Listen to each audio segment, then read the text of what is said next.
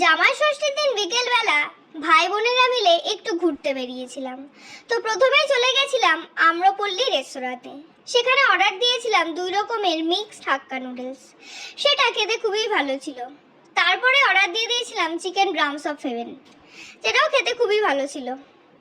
এরপরে খাওয়া দাওয়ার পর আমরা ডিসাইড করলাম যে অন্য আরেকটা জায়গায় আমরা ঘুরতে যাব। এরপরে কে টাকা দেবে কে দেবে না, কে টাকা মারবে কে মারবে না, এই নিয়ে ঝামেলা হলো। এরপরেই আমরা গলাটা ঠান্ডা করতে পৌঁছে গেলাম চাকদা চা আলাতে।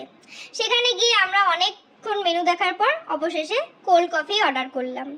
কোল্ড কফিটা খেতে খেতে আমরা অর্ডার দিয়ে দিয়েছিলাম চিকেন পপকর্ন আর কোল্ড কফি দুটো খেতে খুবই ভালো লাগছিল। এবং এইভাবে আমাদের জামাই ষষ্ঠীর দিনের বিকালটা খুব ভালো কাটলো।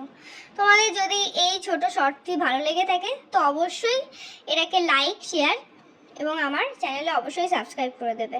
ধন্যবাদ বন্ধুরা।